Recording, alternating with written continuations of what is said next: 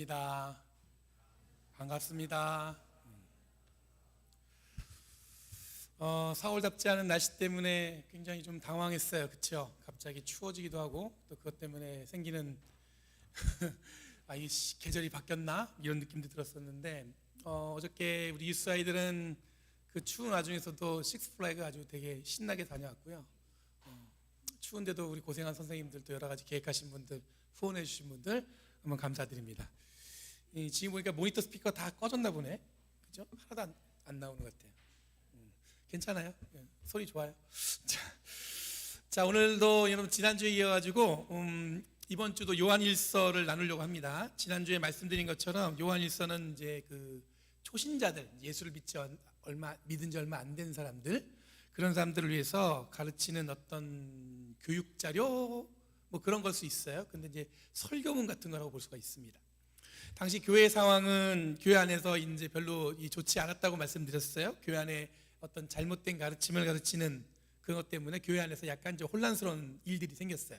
그 잘못된 가르침이라는 게 뭐냐면 인간적인 예술은 다 지워버리고, 그러니까 예수님께서 뭐 화를 내셨거나 뭐 성전에 있는 것을 들먹거나 아니면 인간적으로 뭐 이렇게 할 수 있는 여러 가지 표현들 있잖아요. 그런 것들은 다 없애버리고 또 신적인 것만, 그러니까 예수님이 어떤 신적인 모습으로 보여주는 기적을 베풀고 뭐 이런 것들만 가지고 예수님을 갖다가 이렇게 표현해야 된다고 주장했던 영지주의라고 있었어요. 그들이 교회 안에서 이런 여러 가지 또 혼란스러운 것들을 만들어냈습니다. 여러분 흔히 생각하는 것은 여러분 나대의 법비, 그러니까 이것 아니면 저것, 뭔가를 하나 선택하지 않고 하나를 딱 선택해야만 뭔가 이렇게 확실한 것 같은데, 여러분 신앙도 원래 그렇게 보면은 뭔가 좀 명확할 것처럼 느껴지잖아요. 근데 실제로 여러분들 신앙생활을 하다 보면 이것도 저것도 either or, 이게 오히려 더 우리한테 많은 필요가 있다는 걸 느낍니다. 왜냐하면 살다 보면 하나를 포기하고 하나를 잡아야만 뭔가 진리를 잡은 것처럼 느낄 수 있겠지만, 실제로는 하나님의 사랑은 우리가 생각하는 것보다 더 그 경계를 넘어서서 우리에게 보여줄 때가 있거든요. 요한일서는 이제 시작한 지 한 세기 정도, 이제 교회가 시작한 지 100년 정도 지난 거예요. 100년 정도 지난 초대교회 안에서 이 믿음을 세워가는 이 초신자들, 그리고 더불어서 뭐냐면 그 당시에 그 교회 안에 있는 성도들을 향해서 이 복음에 대한 이해, 그리고 그리스도인으로 살아가는 삶에 대한 이해를 지금 가르치고 있습니다. 오늘 보면은 처음으로 하나님의 아들이라는 문장을 사용함으로써 우리들이 예수를 믿고 교인이 되었다는 것은 하나님의 아들이 된 것이라는 신앙생활의 기본적인 이해를 이야기하고 있어요. 우리가 예수를 믿었다? 그것은 무슨 뜻이라고요? 하나님의 아들이 되었다, 그런 뜻이라는 게 오늘 본문에서 얘기하고 있는 거예요. 그리고 이런 교인이 죄에 대해서 어떻게 이해해야 되는가에 대해서 가르치고 있습니다. 이런 본문은 짧지만 그 안에 다루는 내용은 꽤 무거운 주제라는 것을 기억하셔야 합니다. 우선 말씀을 나누기 전에 여러분들에게 묻고 싶은 것이 있어요. 여러분들에게 예수를 믿는 것, 그리고 교회를 다니는 것, 신앙생활을 한다는 것은 어떤 의미가 있습니까? 한번 진지하게 한번 생각해 보세요. 어느 순간에 스스로 질문이 될 수 있겠지만 한번 제가 여러분들 질문을 던지는 거예요. 여러분들 교회를 다닌다는 것, 신앙생활을 한다는 것, 예수를 믿는다는 것은 나에게 어떤 의미인가? 누구에 의해서 등대 밀려온 사람도 있을 것이고, 늘 매주 뜨거운 마음으로 하나님께 예배하기 위해서 열정적인 마음으로 오신 분도 계실 거고, 관계에 대한 책임 때문에 오신 분들도 있을지 몰라요. 이 관계에 대한 것들, 정말 다양한 마음으로 아마 이 자리에 오신 분들이 계실 겁니다. 제가 지금 이런 질문을 들은 이유는 뭐냐면, 마찬가지로 요한일서에서 요한이 초신자들, 그리고 당대에 그 교회 안에 있던 사람들을 향해서 질문한 내용이 비슷했기 때문에 그래요. 당신들은 왜 예수를 믿습니까? 당신들은 왜 교회에 왔습니까? 왜 우리 공동체에 조인했습니까? 여러분, 제가 처음 신앙생활을 어떻게 시작한지 잘 아시죠? 처음 듣는다는 표정으로 제가 여자친구 만나려고 교회 갔다고 그랬잖아요. 자세한 얘기는 뭐 한번 돌려보세요. 여러분들 처음 시작한 신앙생활은 그랬는데, 제가 원래는 이제 그렇게 신앙생활 했던 교회가 이 장로교회였어요. 근데 예상치 못한 일로 제가 이 감리교회 교인이 되었습니다. 요즘이야 이 교단이 이렇게 되게 그 경계가 불루어졌습니다. 되게 정확하게 중요하지 않습니다. 그렇지만 이게 중요했던 시기가 있었습니다. 여러분, 처음 신앙생활을 한 교회는 여자 장로님, 여자 목사님이 없었습니다. 그리고 위에 강대상에 올라오는 사람은 여자는 절대 올라올 수 없었어요. 남자들만 올라와서 성경도 읽고 성경 봉독도 하고 기도도 하고 그럴 수 있었습니다. 그런 교회법이 있었어요. 아마 지금도 아마 남성들만 이제 올라와서 기도할 수 있는 걸로 저는 알고 있습니다. 이를 우리들은 보수적인 교단이라고 이야기합니다. 그 교회에서 저는 나름 굉장히 잘 자랐습니다. 그러다가 고등학교 때 제가 감리교회라는 것을 알게 됐어요. 왜냐하면 저랑 친한 친구들이 다 이 감리교회를 다니는 거예요. 같이 이렇게.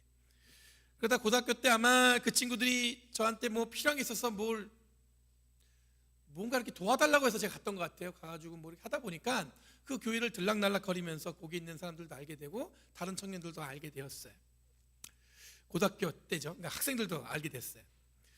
결정적인 이유는 뭐냐면 그때 제가 이제 저희 교회도 그때 작은 교회였기 때문에 제 친구를 이렇게 전도해서 교회를 데리고 왔어요. 근데 처음 교회에 온 친구가 뭘 알겠습니까? 이 친구가 교회 와서 뭐 이렇게 환영도 해주고 맛있는 거 사주고 그러니까 막 좋으니까 막 돌아다닌 거예요. 막 그러다가 이 목사님 흉내를 낸다고 강대상에 올라가가지고 할렐루야 이런 거예요. 그랬더니 저 굉장히 인격적인 전도사님 계셨어요. 그때 우리를 담당했던 그분이 갑자기 소리를 확 지르면서 당장 내려와 딱 그러는 거예요. 그 당시에는 여러분들 여기 올라오는 게 지금도 그럴 수도 있습니다. 함부로 올라와서는 안 되는 곳이라고 그렇게. 나중에 저는 그분은 전사한테 물어봤어요. 왜 그런 거냐 그랬더니 가르쳐 주셨어요. 그게 원래는 이런 곳이라서 그렇게 함부로 올라가면 안 된다. 저는 이해가 됐죠. 왜냐면 이분하고 관계도 있고 내가 좀 좋아하는 전사님이었거든요. 근데 그 처음 온 친구는 어떻겠어요? 다음에 교회 가졌더니 안 간대. 왜? 자기 혼나서 못 가겠대. 그 얘기 듣고 제가 마음이 그랬어요. 그러다 보니까 이 친구를 제가 전도하고 싶은 마음에 그 다음 주에 제가 교회를 그러면 나랑 그 감리교회를 같이 가자고 그 친구를 데리고 왔어요. 그러다 보니까 어떻게 감리교회를 출석하게 된 것 같아요. 너무나 간단한 이유 같지만 그렇게 해서 저도 처음으로 교회를 옮겨본 것 같아요. 이후에 그 친구는 가끔 저에게 전화를 합니다. 그러면서 하는 얘기가 그때 자기를 예수 믿을 수 있게 해준 거에 너무 고맙다고 인사를 해주는 거예요. 근데 그럴 때마다 저는 굉장히 머쓱했어요. 이 중요한 건 저도 이제 이 교회를 한번 옮겨봤기 때문에 이런 그 과정 속에 그냥 제가 교회를 갔다고 뭐 다들 그냥 내버렸겠습니까? 그 전사님이 제가 좋아한다고 그랬잖아요. 그분이 와가지고 왜 그랬냐?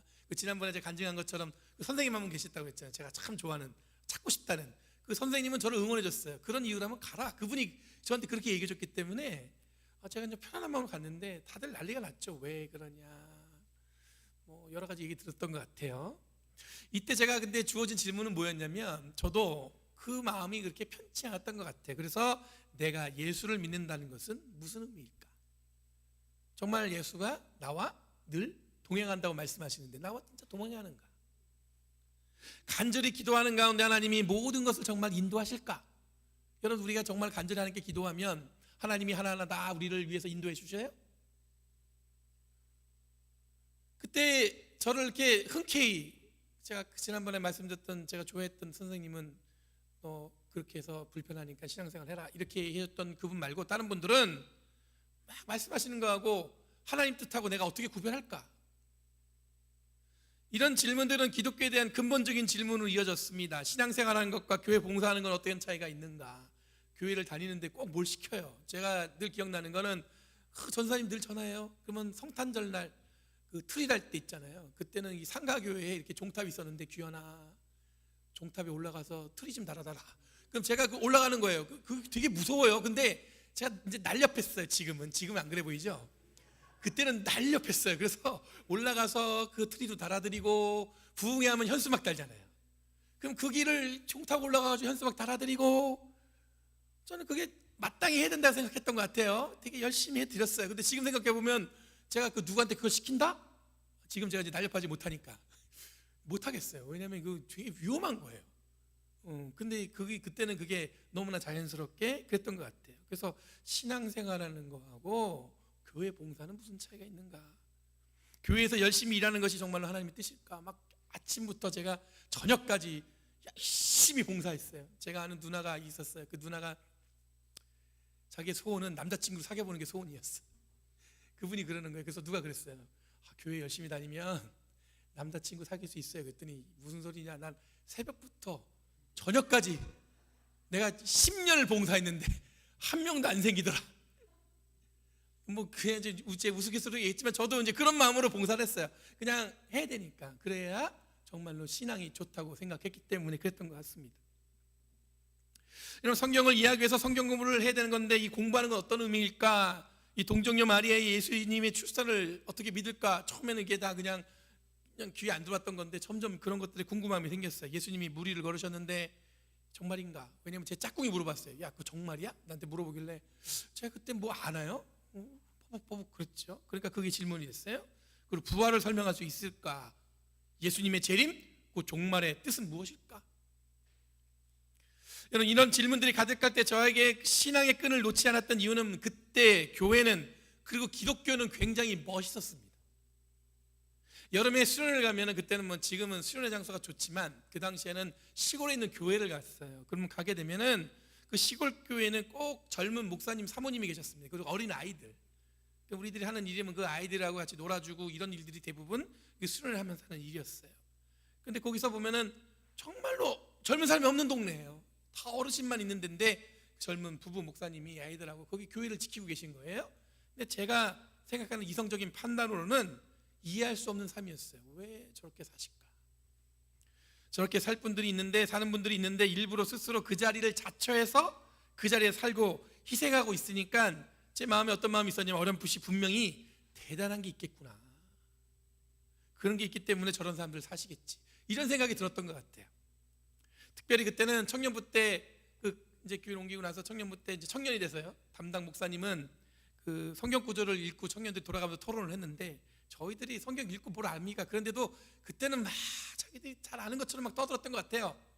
근데 그거를 제재하지 않고 결론을 내지 않아 주시고 자유롭게 우리가 성경을 접근할 수 있도록 그 주변에서 굉장히 많이 도와주셨던 것 같아요.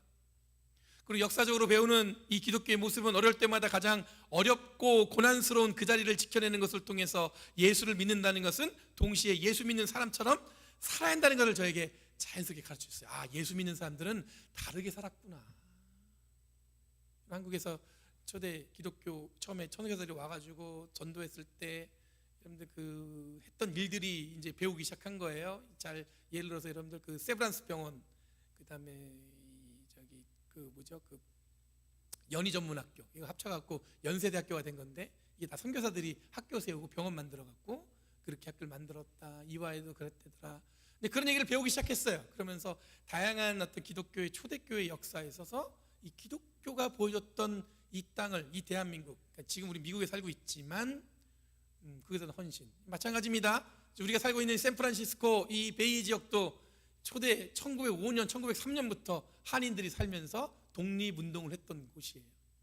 제가 가장 기억에 남는 건 제가 나름 그 오클랜드 교회 100주년 책을 썼는데 여성교회 활동이 굉장히 저한테 기억에 남는데 우리가 바다를 빵에 발라먹는 것을 3분의 1로 줄이면 독립자금을 모을 수 있지 않은가 이런 호소문을 내는 거예요, 신문에. 그래서 버터를 바를 때 한 번 덜 발라 먹는 거예요. 뭘 위해서요? 조국의 독립을 위해서. 이 땅이 그런 동네예요. 모르셨죠? 자랑 좀 하려고 했는데 별로 놀라지도 않으시네. 그런 일이 있었어요. 그런 곳이에요. 그런 기억들이 저에게 굉장히 기독교에 대한 굉장히 큰 존경심, 그런 어떤 그리스도인을 산다는 것에 대한 실제적인 모습, 그걸 제가 확인하게 됐습니다. 간단하게 말씀드리면 그때는 여러분 교회는 교회 안에서도 잘했고 교회 밖에서도 잘했어요. 그런 교회에 대해서 저는 자랑할 수 있었습니다. 오늘 본문에도 보면 요한은 초대교회에 흔들리는 초신자들을 향해서 가르치고 있습니다. 1절에 요한은 아버지께서 우리에게 얼마나 큰 사랑을 베푸셨는지를 생각해 보십시오. 하나님께서는 우리를 자기의 자녀라 일컬어 주셨으니 우리는 하나님의 자녀입니다.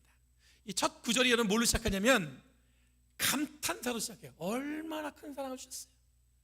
우리가 이제 문장이 되게 지금 문장으로 굉장히 간단하게 식조했지만 이게 원래 헬라 본문은 굉장히 큰 감탄사예요. 얼마나.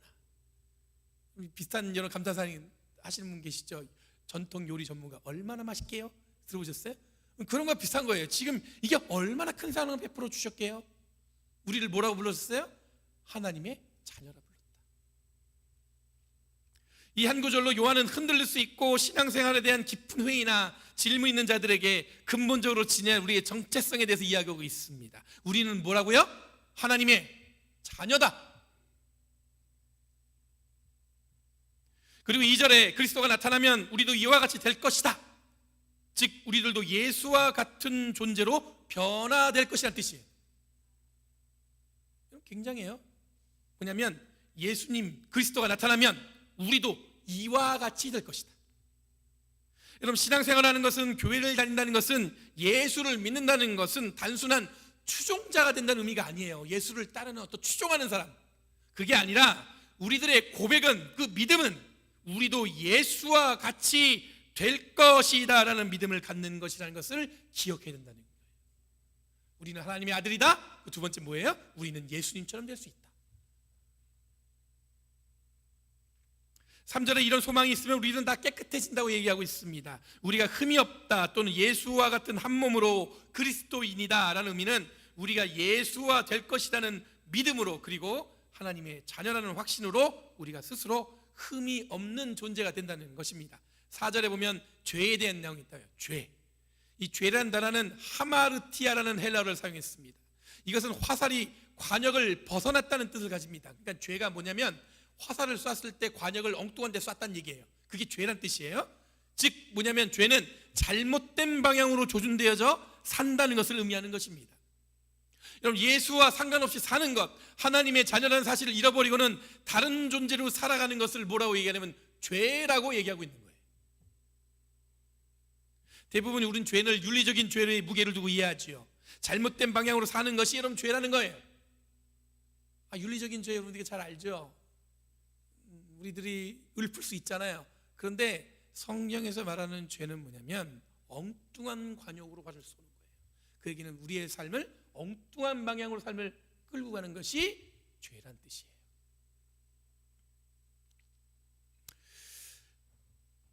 여러분, 예수께서 죄가 없으시니 우리도 죄가 없다, 십자가로 모두를 용서하셨으니 우리는 더 이상 죄인이 아니다. 이 말은 이제 우리들이 예수를 향해 산다 또는 예수와 같은 존재로 살아간다, 그런 뜻이 다 담겨 있다는 것입니다. 그 방향에 서서 그 방향을 향해 살아가기 위해 노력한다는 것, 이것이 뭐냐면 우리가 더 이상 죄가 없다, 그런 뜻이라는 뜻입니다. 오늘날 교회의 대부분 부정적 시각 또는 비판은 어디로부터 출발하냐면 관역을 벗어난 잘못된 방향으로 이 교회가 방향에 섰을 때, 여러분, 교회가 그렇게 됐을 때 교회가 비판을 받는 거예요. 그럼 며칠 있으면 4월 16일입니다. 이제 한국 사람이라면 이 날짜가 특별한 날짜로 기억될 것입니다. 여러분, 세월호가 10년 전에 침몰했고 수학여행을 가던 많은 학생들이 목숨을 잃었습니다. 아마 그 친구들이 살았으면 10년이 지났죠. 그러면 거의 이제 30이 된 거예요. 그때 그 사건의 충격은 아직도 생생합니다. 10년이라는 시간이 벌써 지났는 것도 굉장히 놀랍기도 하고, 그 시간이 지났음에도 아직도 마음 한구석에 가슴 저리도록 느껴지는 것도 어쩌면 아직 뭔가 해결되지 않은 것 같은, 뭔가 있는 것 같아서 그런 것 같아요. 제가 10년 전엔, 그때는 학생이었어요. 수업을 듣고 있었는데 그날 하루 종일 수업이 있었는데 들어가는 수업마다 이 교수님들이 같이 기도하자고 그랬어요. 세월호가 지금 침몰했는데 한국에서 같이 이걸 위해서 기도하자. 함께 기숙사에 살던 한인 학생들이 PSR, 제가 학교 졸업한 학교인데 그 잔디밭에 모여갖고 함께 추모 예배를 드렸던 것이 기억이 납니다. 그 슬픔이 어느 순간에 여러분들 잘 아시는 것처럼 어떤 정치적인 쟁점으로 바뀌었죠. 완전히 다른 방향으로 이렇게 바뀌어버린 겁니다. 슬픔을 표현한 것 또는 세월호를 언급하는 것도 어떤 정치적인 해석이 따라붙었습니다. 제가 어느 날 노란 리본을 달고 교회에 갔어요. 그때 어떤 분이 저를 보더니 그런 얘기를 하셨어요. 목사님도 좌파세요? 제가 그 말에 너무 망연자실했던 기억이 있어요. 아프고 슬픈 것을 향해서 함께 슬퍼하고 함께 우는 것을 어떻게 이 정치적인 판단에 이 좌파냐 마냐 이렇게 판단할까? 그때부터 저는 세월호에 침묵했습니다. 제 SNS에서는 가끔 아픔을 나누기도 했지만 저는 애써 문제를 일으키지, 이 분란을 일으키지 않기 위해서 저는 침묵하는 것을 선택했던 것 같습니다. 제가 오늘 이 이야기를 여러분에게 드리는 것은 뭐냐면, 제가 잡은 방향도 잘못 잡았기 때문에 저도 죄를 지었다는 걸 말씀드리는 거예요. 분란이 일으키면 안 되니까 제가 애써 침묵했어요. 사람들이 이런저런 얘기해도 그거에 대해서 저는 아무런 응답을 하지 않았어요. 왜냐하면 문제를 일으키지 않기 위해서. 근데 지금 생각해 보니까 그거는 저한테 죄처럼 느껴져요.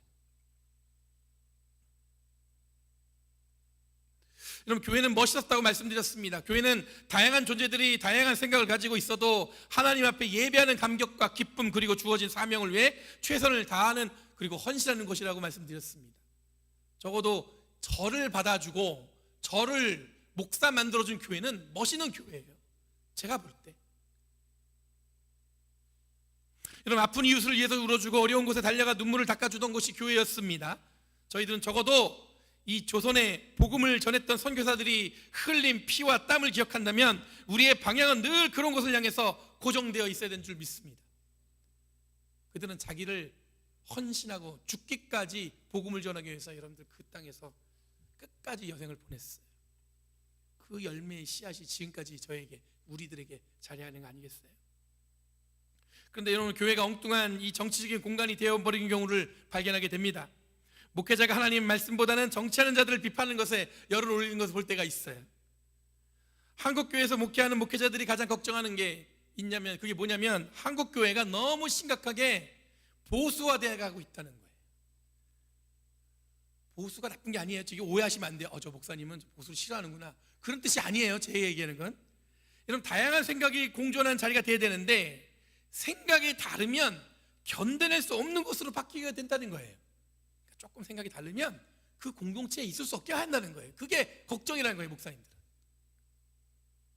저는 이것을 죄라고 생각합니다. 왜냐하면 방향이 틀렸어요. 엉뚱한 곳에 지금 활을 쏘고 있는 거예요. 교회가 온전한 예수 그리스도의 방향을 가는 것이 아니라 자기들이 가고 싶은 곳을 향하기 때문에 그걸 죄라고 말씀드리는 겁니다. 마지막 구절인 7절에 보면, 자녀된 여러분, 아무에게도 미혹을 당하지 마십시오. 의를 행하는 사람은 하나님이 의로우신 것 같이 의롭습니다. 우리들이 하나님의 자녀라면 하나님이 의로우신 것처럼 우리들도 의로울 수 있다는 거예요. 우린 이걸 자꾸 잊어버려요. 하나님처럼 우리는 의로울 수 있어요. 왜냐하면 우리는 하나님의 자녀래잖아요.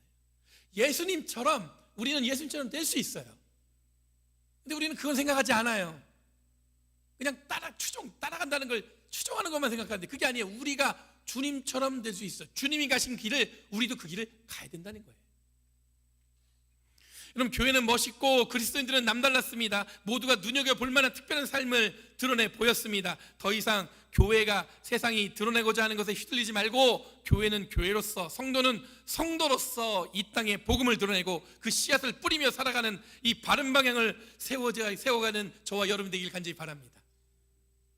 교회답다는 거, 성도답다는 거 제가 설명하지 않아도 여러분 다 알고 있어요. 우리는 다양한 사람들, 다양한 생각, 다양한 삶들을 함께 경험하면서 살고 있습니다. 한번 둘러보세요. 똑같은 사람 어디 있어요? 다 다르지. 남편하고 저하고 생각이 딱 같다? 아니, 다르죠. 저하고 집사람하고 생각이 달라요. 목사로서 가장 난감할 때가 뭔지 아세요? 목사님이 꼭 자기 생각과 똑같기를 바라면서 대화를 하시는 분이 있어요. 근데 저는요, 그 순간에 정말로 똑같은 목사가 돼요, 그분하고. 왜냐면 그렇게 원하시니까. 그런데 그하고 다른 생각을 가진 분들 앞에서는 저는 또 그분과 똑같은 생각으로 바뀔 수 있어요. 아니, 목사님 그게 뭐예요? 이럴 수 있지만 저는 그래요. 무슨 얘기냐면 그것 때문에 그분의 삶을 판단하거나 그분이 어떻다 얘기할 수가 없어요. 왜냐하면 생각은 다 다를 수 있기 때문에.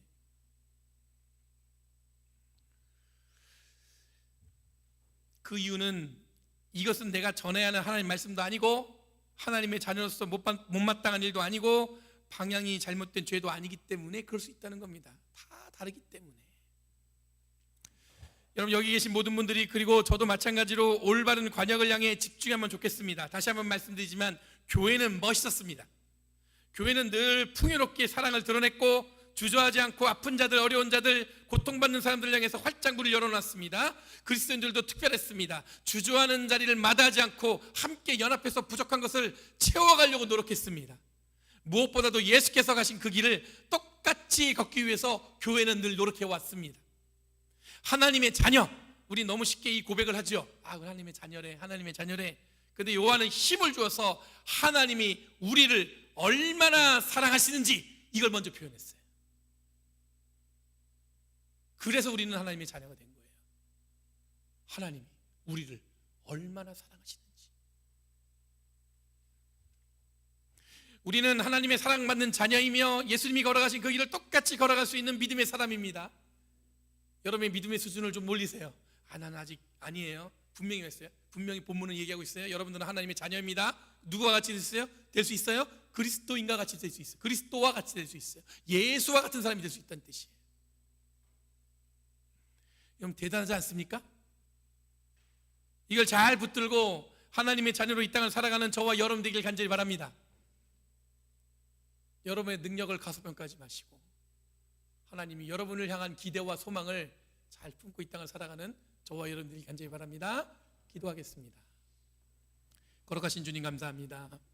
변함없는 사랑과 은혜에 우리의 몸과 마음을 드립니다. 주님 역사하시고 우리를 새롭게 변화시켜 주셔서 감사드리며 예수님의 이름으로 기도합니다.